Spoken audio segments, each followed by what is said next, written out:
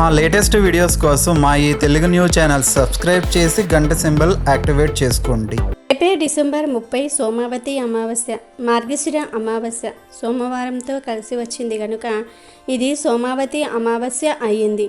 ఇది సామాన్యమైనది కాదు, చాలా శక్తివంతమైనది. 100 సంవత్సరాలకు వస్తుంది.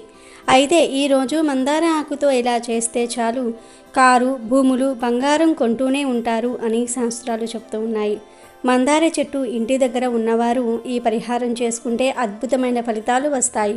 మందార చెట్టు గురించి అందరికీ తెలుసు. అందరి ఇళ్ళ దగ్గర మందార చెట్లు ఉంటాయి. కనీసం వీధికి ఒక్క మందార చెట్టు అయినా సరే కనిపిస్తుంది. మనం రకరకాల పూల చెట్లను ఇంట్లో పెంచుకుంటూ ఉంటాం. మనకు ఇంట్లో పెంచుకోవడానికి వీలుగా ఉండే పూల చెట్లల్లో మందార చెట్టు కూడా ఒకటి.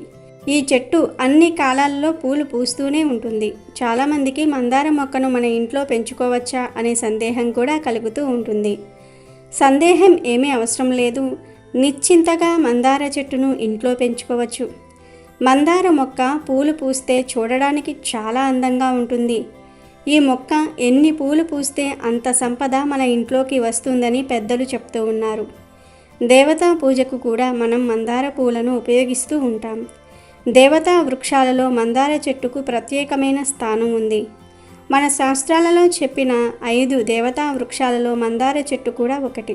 దేవతా వృక్షాలలో మందార చెట్టు ఉండటం వలనే దీనికి ఎంతో ప్రాముఖ్యత ఏర్పడింది. అన్ని కాలాలలో పూలు పూసే ఈ మందార మొక్కను ఇంట్లో పెంచుకుంటే ఇంట్లోని వారికి ధనానికి లోటు ఉండదు. ఎర్రని మందార పువ్వులను దేవతా ఆరాధనలో ఎవరైతే వినియోగిస్తారో వారి కోరికలను భగవంతుడు తప్పక నెరవేరుస్తాడని పురాణాలలో చెప్పబడుతుంది. ఎర్ర మందారం చెట్టును ఇంట్లో పెంచి బయటకు వెళ్ళేటప్పుడు ఈ మొక్కను చూస్తూ బయటకు వెళ్ళటం వల్ల అంతా శుభమే కలుగుతుంది.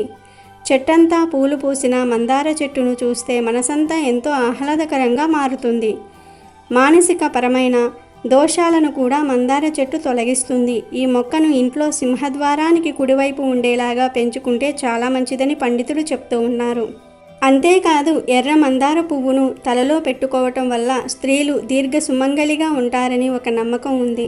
మందార పూలతో కట్టిన మాలను దేవతారాధనకు ఉపయోగించవచ్చు. మందార మొక్కతో ఆధ్యాత్మిక పరంగానే కాకుండా ఆయుర్వేద పరంగా కూడా ఎన్నో ఉపయోగాలు ఉన్నాయి. కనుక మందార మొక్కను ఇంట్లో పెంచుకోవటం వల్ల ఆరోగ్యంతో పాటు ఆధ్యాత్మిక పరంగా కూడా లాభాలను పొందవచ్చు. మందార చెట్టును ఎవరైతే ఇంటి దగ్గర పెంచుకుంటారో వారికి లక్ష్మీదేవి అనుగ్రహం కలుగుతుంది. వారి ఇంట్లోకి ఎటువంటి నకారాత్మక శక్తులు రావు. ఎవరి ఇంటి ముందు అయితే మందార చెట్టు ఉంటుందో ఆ ఇంట్లో వారికి ఎక్కువగా అనారోగ్య సమస్యలు కూడా రావు. ధాన్యాలకు లోటు రాకుండా ఉంటుంది. కానీ ముఖ్య విషయం ఏమిటంటే ఎరుపు మరియు గులాబీ రంగులో ఉండే మందార పూల చెట్లను మాత్రమే ఇంటి దగ్గర పెంచుకోవాలి.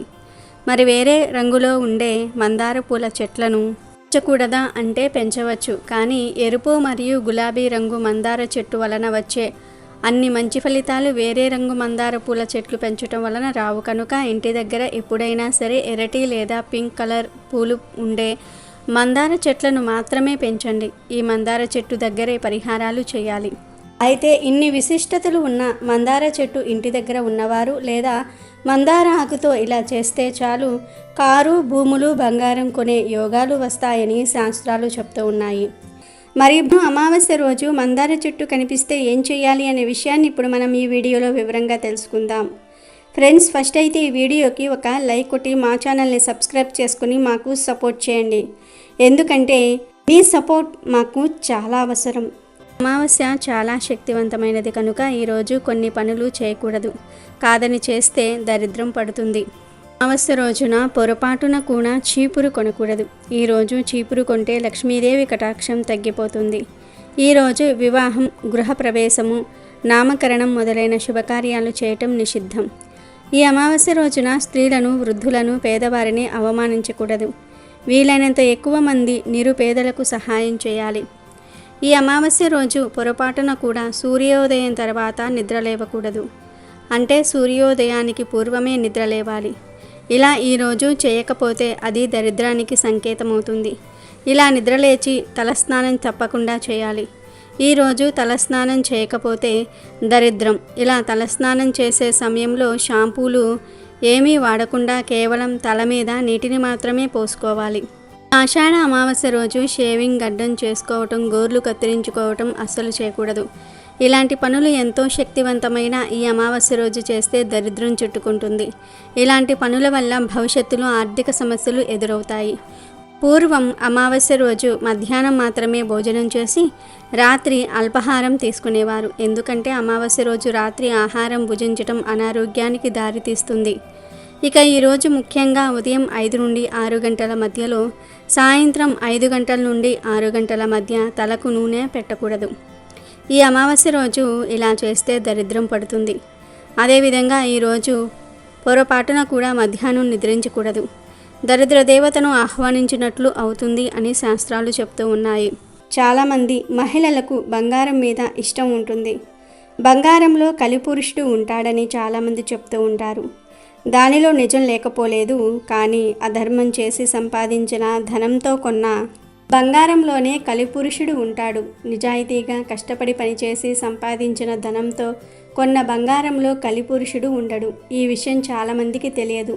కాబట్టి ఆడవాళ్ళు బంగారం కొనుక్కోవచ్చు, దానిలో ఎటువంటి తప్పు లేదు. మామూలుగా ఆడవాళ్ళందరూ కూడా బంగారం కొనుక్కోవాలని ఆశపడుతూ ఉంటారు. ఈ రోజుల్లో ఎవరి దగ్గర ఎక్కువ బంగారం ఉంటే వారిని అంత ధనవంతులుగా పరిగణిస్తూ ఉన్నారు.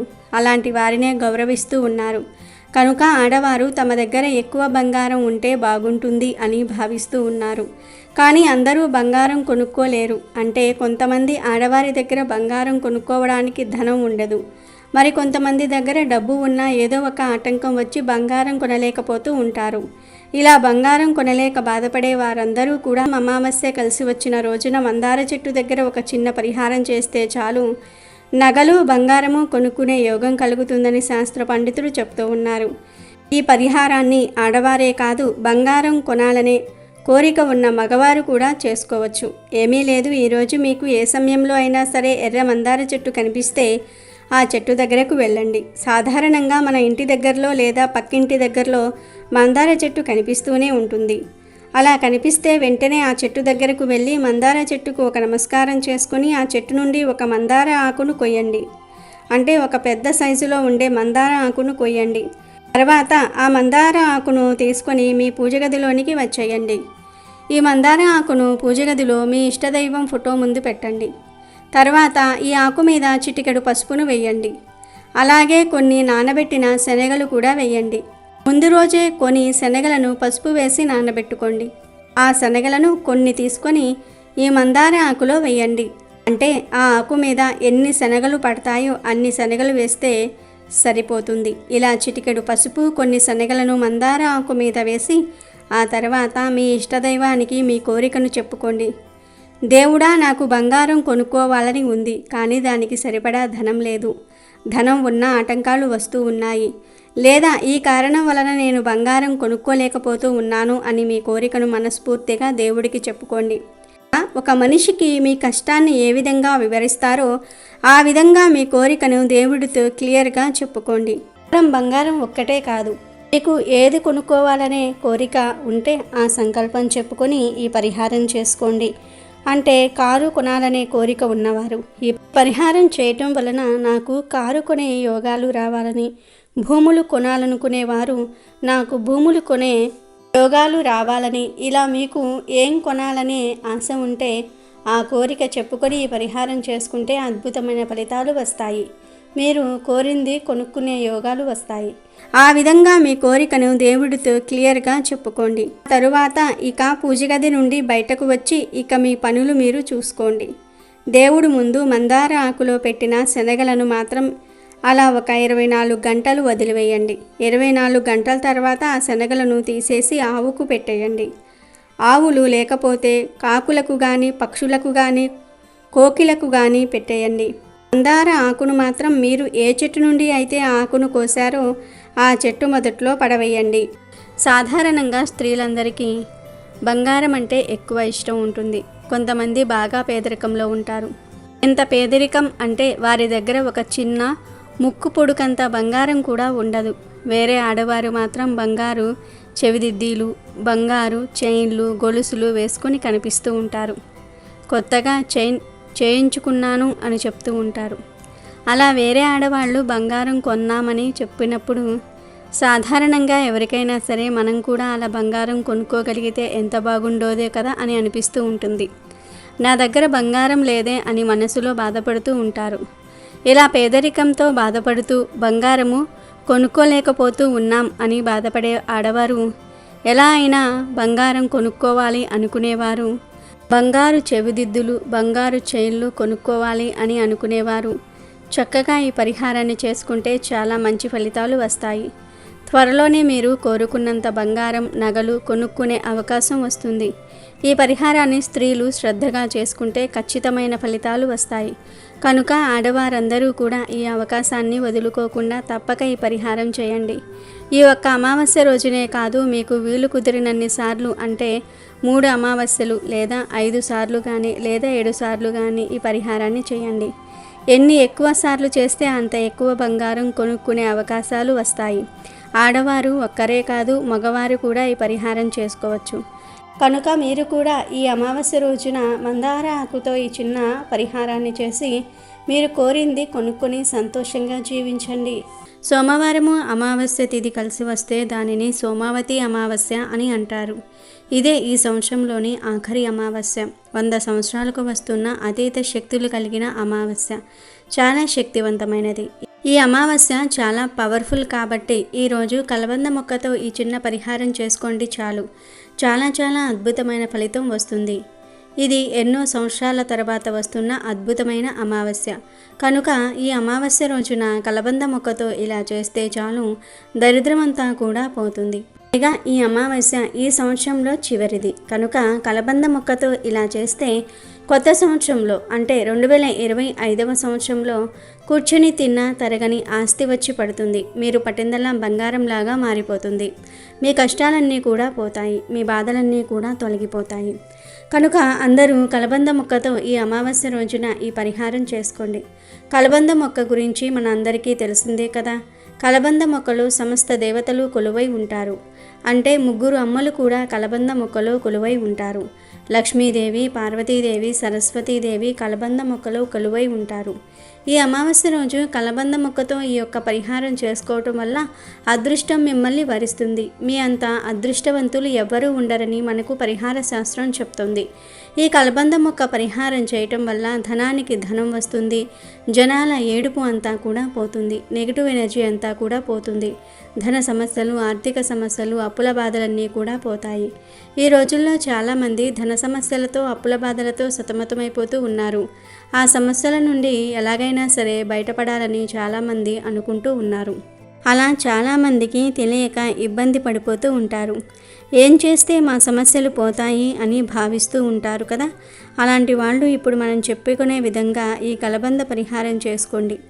అలా చేస్తే మీ సమస్త సమస్యలన్నీ కూడా పోతాయి. జనాల ఏడుపు అంతా కూడా పోతుంది. పేదరికం అనేది కూడా తొలగిపోతుంది.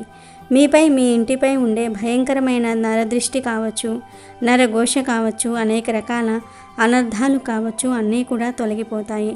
ఎంతో శక్తివంతమైన ఈ అమావాస్య రోజున కలబంద మొక్కతో ఈ పరిహారం చేసుకుంటే నరదృష్టి అంతా కూడా పోతుంది. ధన సమస్యలు, అప్పుల బాధలు, గొడవలు అన్నీ కూడా మీకు దూరమైపోతాయి. చక్కగా ధన లాభం కలుగుతుంది. మరి ఇంతకీ ఈ సోమావతి అమావాస్య రోజున కలబంద మొక్కతో ఏం చేయాలి అనే విషయాన్ని ఇప్పుడు మనం ఈ వీడియోలో వివరంగా తెలుసుకుందాము. కలబంద మొక్కకు దిష్టి తొలగించే అద్భుత శక్తులు ఉంటాయి. అంతేకాదు కలబంద మొక్క మన కష్టాలను తీర్చగలదు. మన జీవితంలో ఉండే అన్ని రకాల దరిద్రాలను కూడా తొలగించగలదు.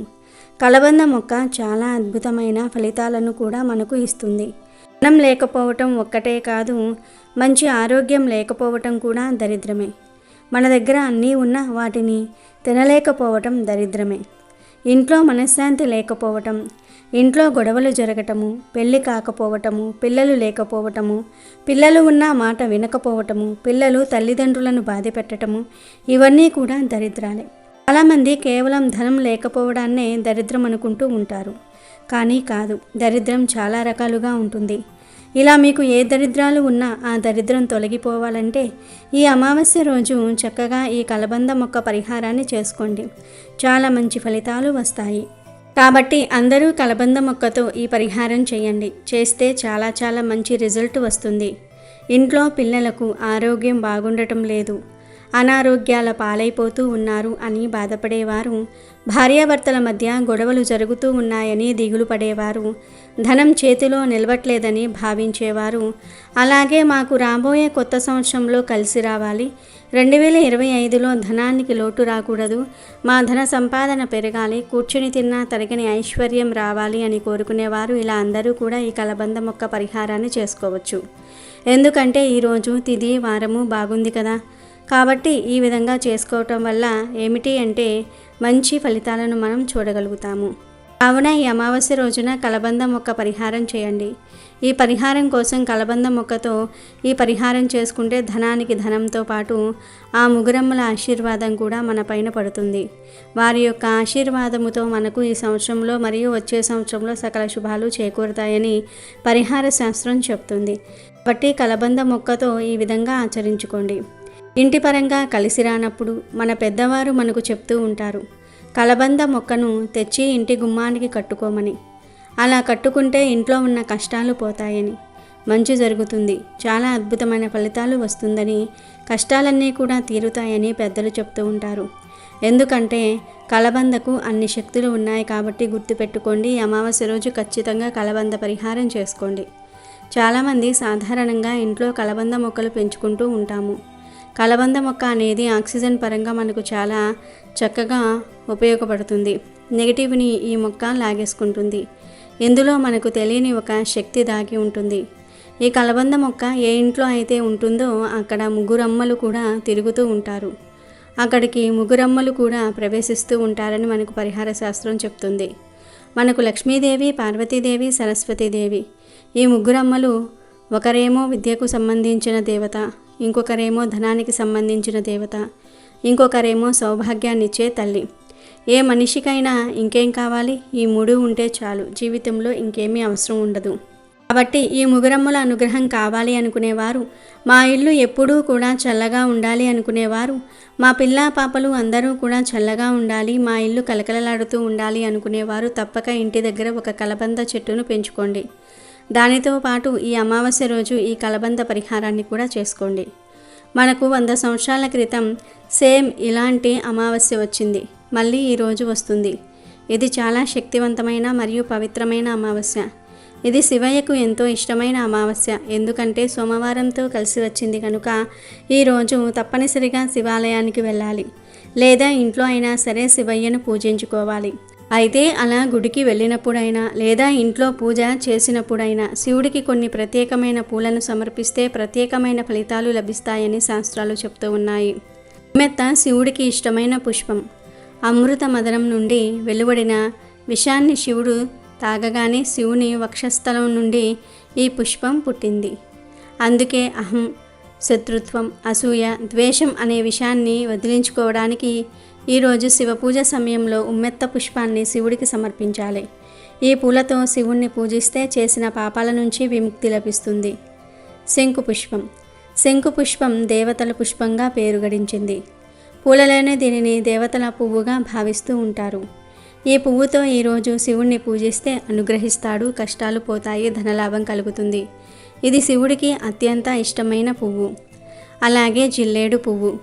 జిల్లేడు పూలతో శివుణ్ణి పూజిస్తే తొందరగా కరుణిస్తాడని భక్తుల విశ్వాసం. ఆధ్యాత్మికంగానూ ఈ పూలకు చాలా విశిష్టత ఉంటుంది. ఈరోజు ఈ పూలతో శివుణ్ణి పూజిస్తే చాలా మంచిది. అలాగే మందార పువ్వు. ఈ పుష్పంతో ఈరోజు శివుణ్ణి పూజిస్తే కైలాసంలో నివసించే వరం కలుగుతుంది. ఇంకొక పుష్పం కరవీర పుష్పం. కరవీర పువ్వు బ్యాక్టీరియాను చంపి వ్యాధులను దూరం చేస్తుంది. అనారోగ్యంతో ఉన్నవారు ఈ పువ్వును శివుడికి సమర్పించి భక్తితో పూజిస్తే తప్పకుండా అనారోగ్యం నయమవుతుంది. అలాగే శివునికి మల్లెపూలను సమర్పిస్తే మీ ఇంట్లో ఐశ్వర్యము, సంపదలు పెరుగుతాయి. శివుణ్ణి గులాబీ పూలతో, తామర పూలతో, నల్ల కలువ పూలతో పూజించటం వల్ల 5 మహాపాపాలు తొలగిపోతాయి. ఇక వీడియోలోకి వస్తే ఈ సోమావతి అమావాస్య రోజు గుడికి వెళ్ళటం, పూజలు చేయటం ఇవన్నీ కూడా ఉదయం పూటే చేసుకోండి.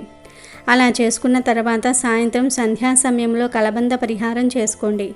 సరిపోతుంది. మీ యొక్క జీవితమే మారిపోతుంది. ఈ పరిహారం చేయటం వలన వచ్చే ఫలితాన్ని చూసి మీరు ఆశ్చర్యపోతారు. అంత చక్కగా ఈ పరిహారం పనిచేస్తుంది. ఇది చాలా చాలా అద్భుతంగా ఉపయోగపడే పరిహారం.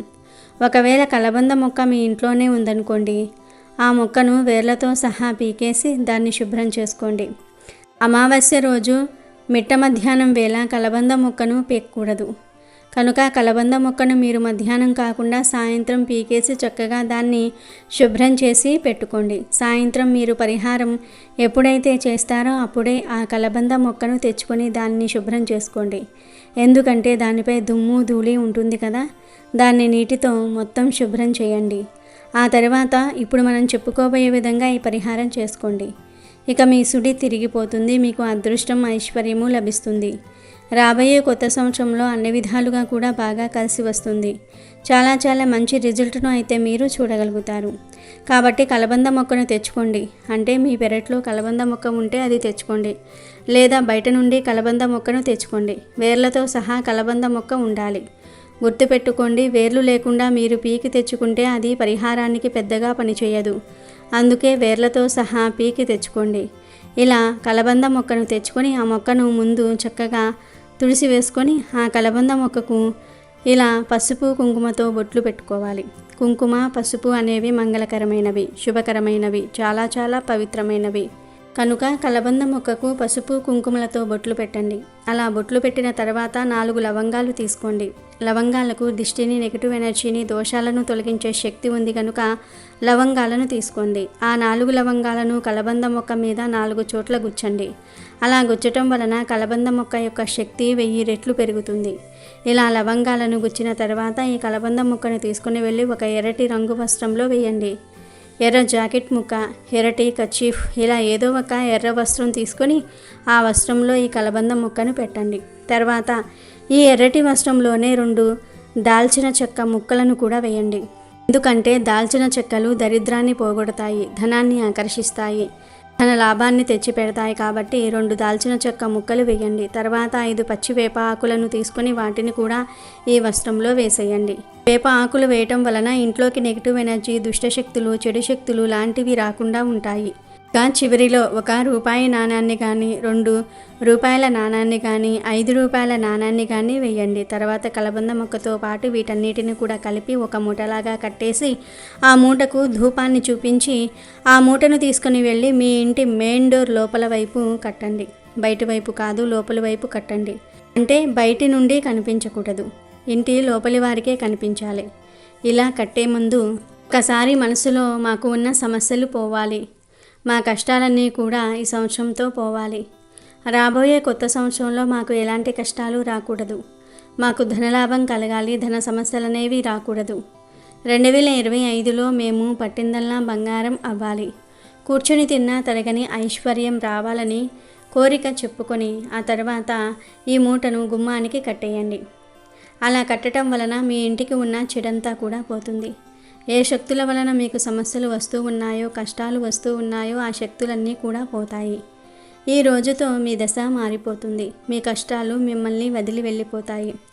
ఇక కొత్త సంవత్సరంలో మీకు అంతా మంచే జరుగుతుంది, ధనలాభం విపరీతంగా కలుగుతుంది, వద్దన్న ధనం వస్తుంది, అంతేకాదు దిష్టి కూడా తగలకుండా ఉంటుంది. ఇలా కట్టిన మూటను మళ్ళీ 2025లో తీయాలి.